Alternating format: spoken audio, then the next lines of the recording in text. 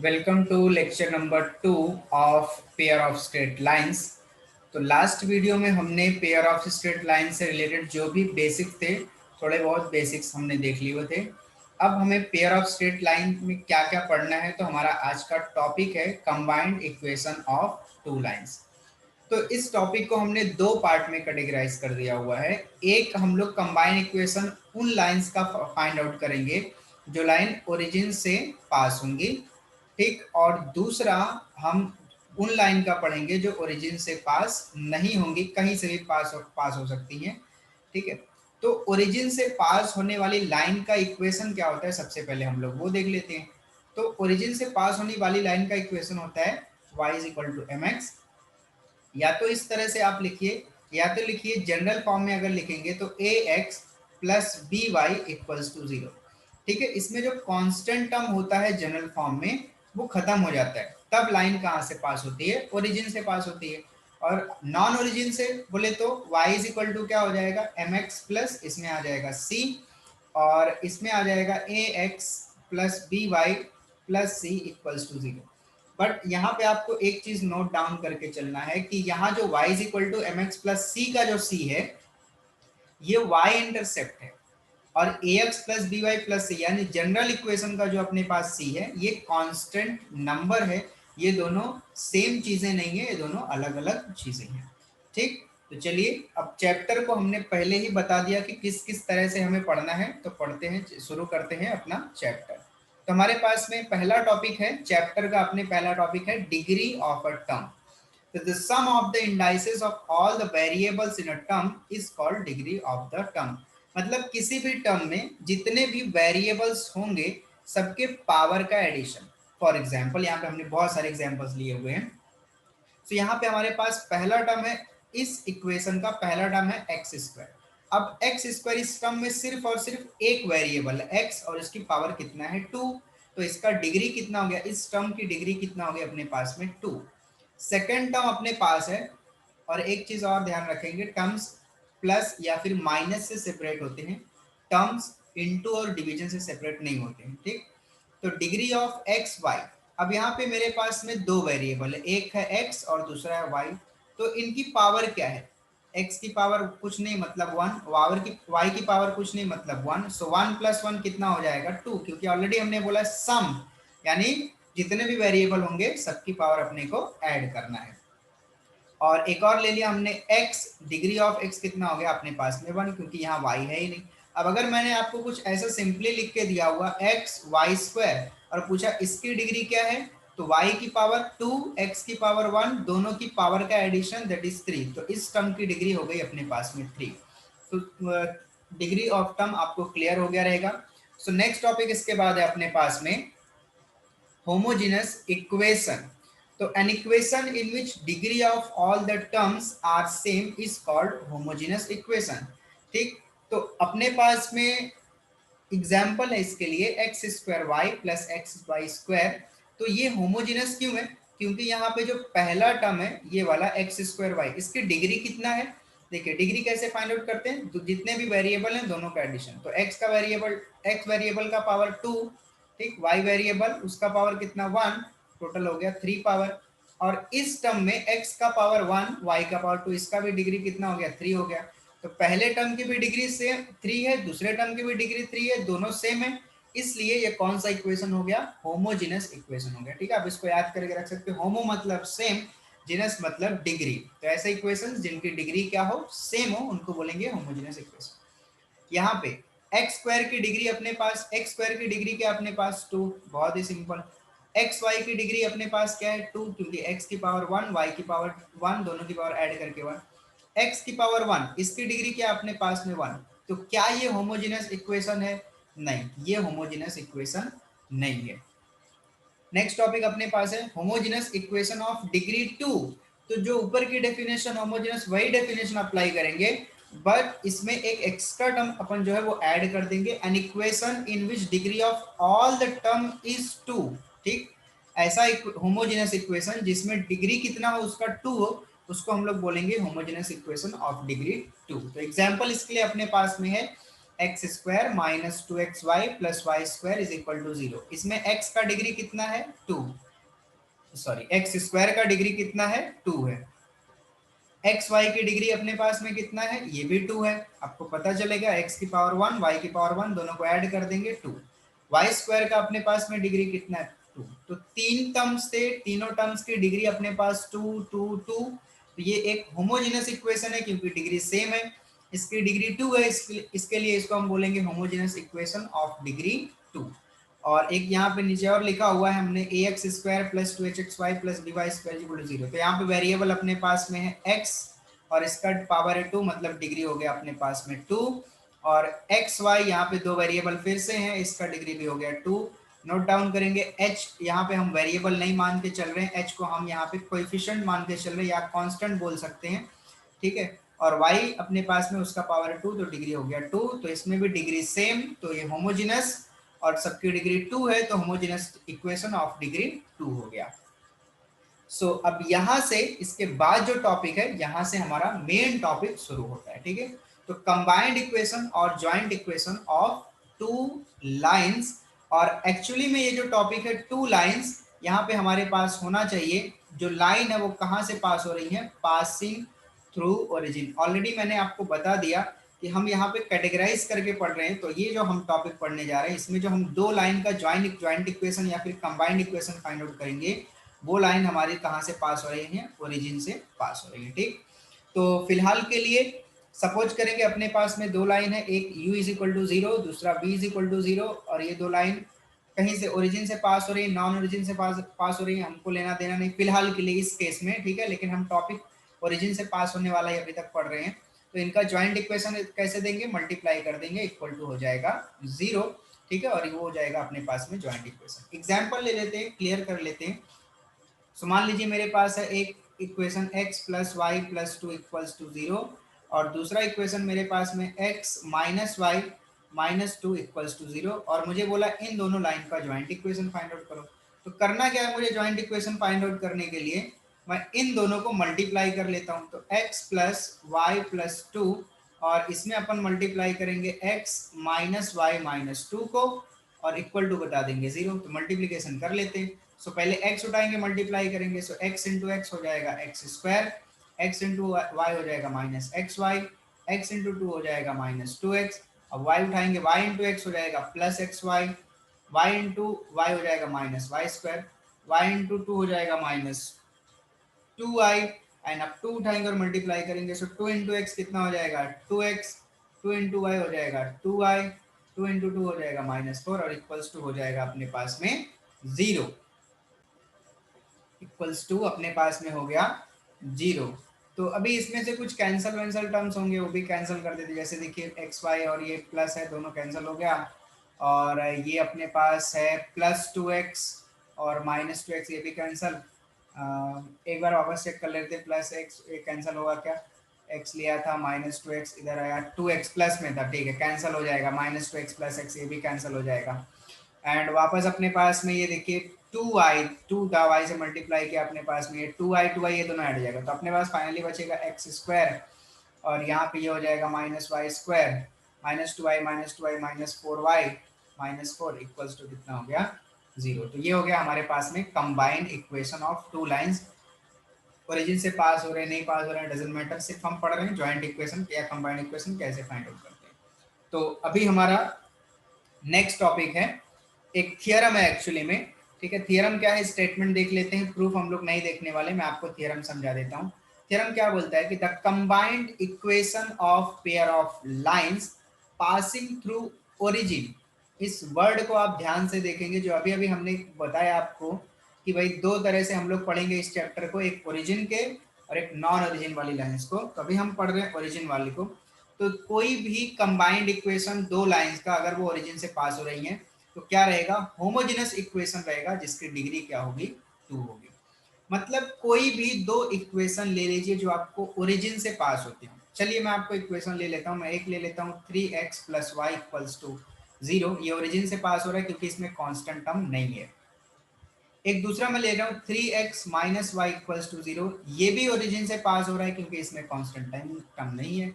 अगर इन दोनों का कंबाइंड इक्वेशन फाइंड आउट करें, मतलब 3x प्लस वाई को 3x माइनस वाई से मल्टीप्लाई करें, ठीक, तो अपने पास आंसर क्या आएगा? देखिए ये कुछ इस टाइप का दिख रहा है, a plus b a minus b, तो a के जगह पे 3x, तो हमारे पास फॉर्मूला है a plus b a minus b के लिए a square minus b square, यानी 3x का स्क्वायर माइनस वाई का स्क्वायर इक्वल्स टू कितना? 0।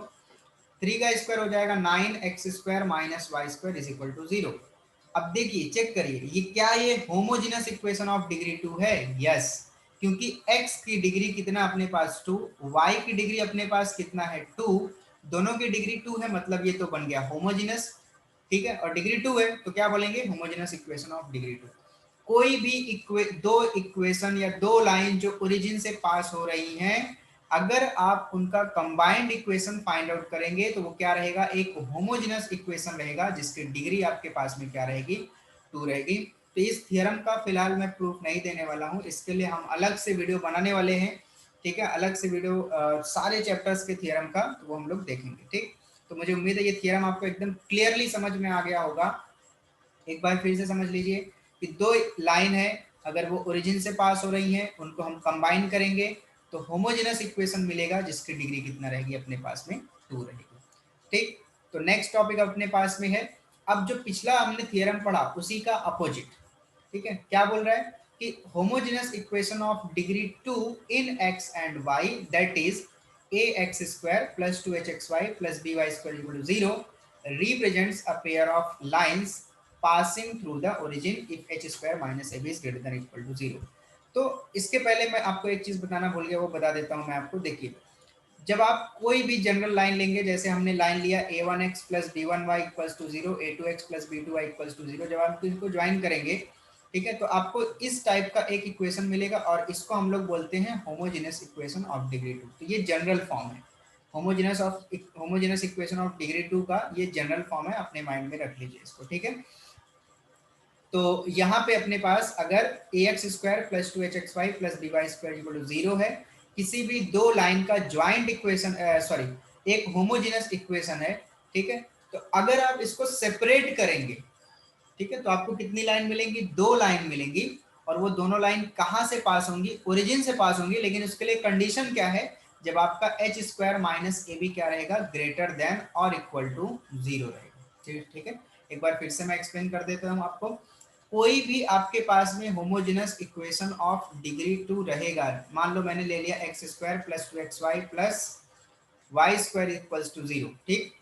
तो इसको जब अपन सेपरेट करेंगे तो अपने को दो लाइन मिलेंगी, कहां से पास होती रहेंगी? वो ओरिजिन से पास होती रहेंगी, लेकिन उसके लिए कंडीशन है, ये कब सेपरेट होंगी या कब ओरिजिन से पास होंगी? जब अपने पास में h square minus A B क्या रहेगा? ग्रेटर देन और इक्वल टू 0 रहेगा। क्लियर है? यहाँ पे कंडीशन है h square minus A b greater than equal to 0, क्योंकि जब अपन अगर ये ग्रेटर देन इक्वल टू 0 नहीं होगा एच स्क्वायर माइनस ए बी, तो आपकी जो लाइंस है, ठीक है, वो इमेजिनरी हो जाएंगी, ठीक है ना। उसमें जो अंडर एक ये पार्ट जो है वो अंडर रूट में आता है, और वो अंडर रूट में अगर मान लीजिए माइनस आया, जैसे आप बी स्क्वायर माइनस 4 ऐसी पढ़ देते, अगर मैंने माइनस दे दिया 45, तो सीधा सा ये रियल पार्ट थोड़ी ना, अब ये रियल नंबर नहीं है, अब ये इमेजिनरी और कॉम्प्लेक्स में पहुंच गया, ठीक है। तो उसी तरह से एच स्क्वायर माइनस ए बी भी क्या होना चाहिए? ग्रेटर देन इक्वल टू होना चाहिए 0, ठीक है। तो ये जो पिछला थियरम था उसका आप बोल सकते हैं कन्वर्स है, ठीक है ना। और नेक्स्ट अपने पास में है फिर रिमार्क इसके ऊपर कुछ, if H square minus A b greater than 0 then the lines are real and distinct, ठीक है। मतलब जो आपके पास a x square plus 2hxy plus b y square is equal to 0, ये जो होमोजेनस इक्वेशन ऑफ डिग्री 2 है, इसके अंदर जो दोनों लाइन है वो रियल और डिस्टिंक्ट कब होंगी? जब एच स्क्वायर माइनस ए बी ग्रेटर देन 0 होगा।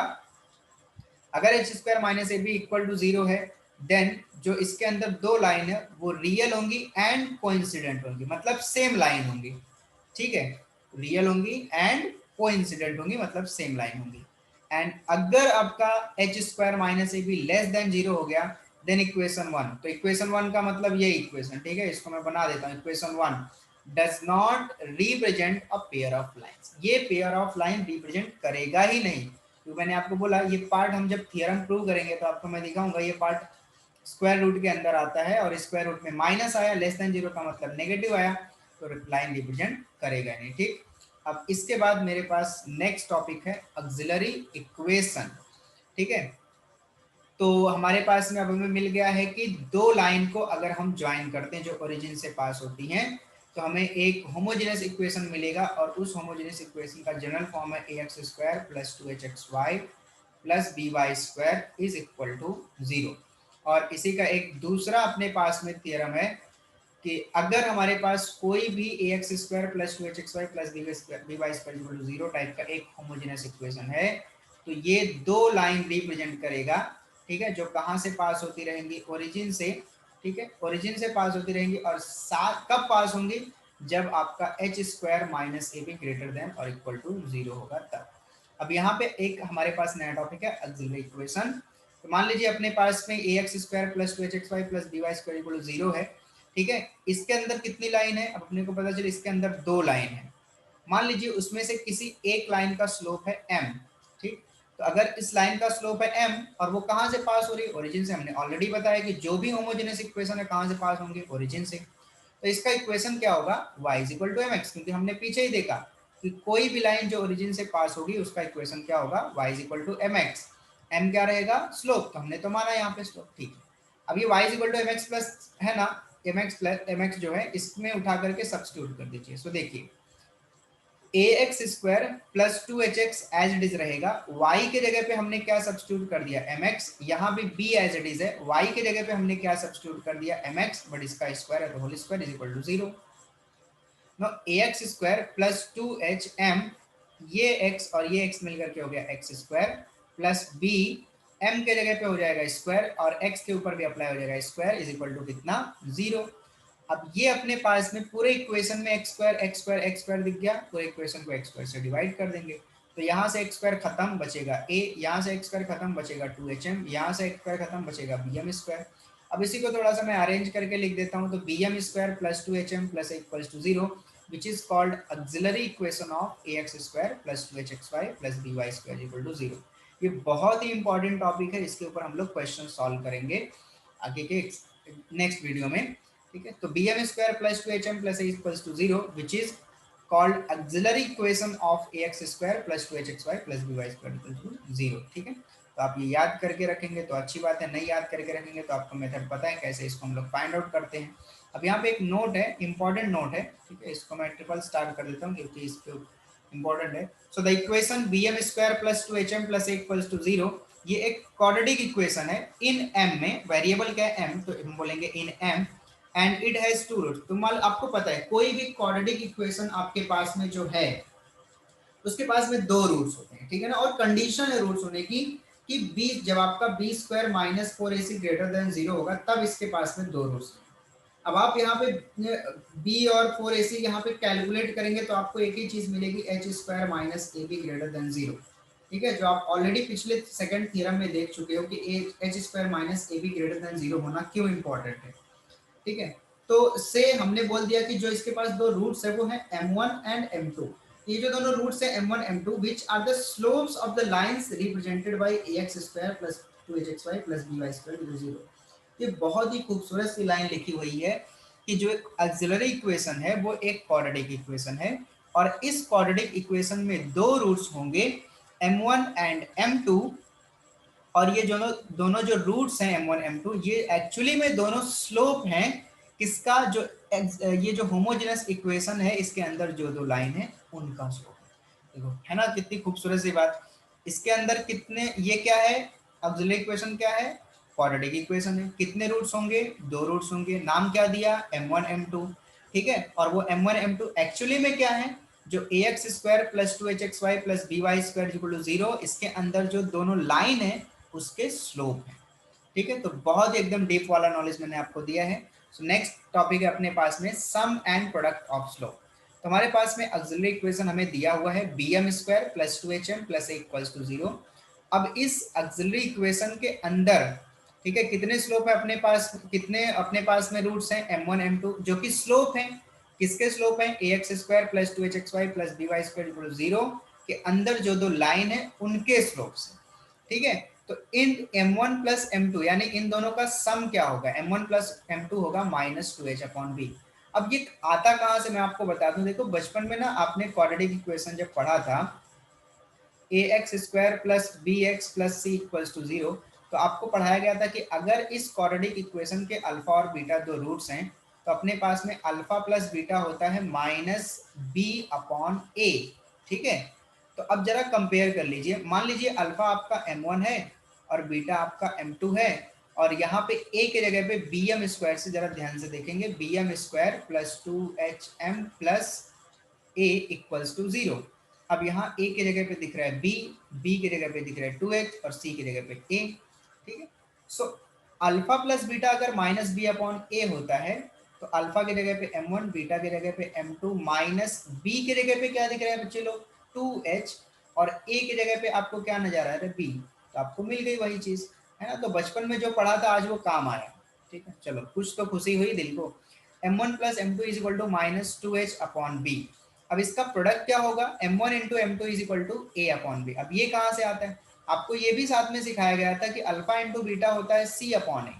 ठीक है, तो अल्फा की जगह पे m1, बीटा की जगह पे m2 और c की जगह पे आपको नजर आ रहा है a, और a की जगह पे आपको नजर आ रहा है b।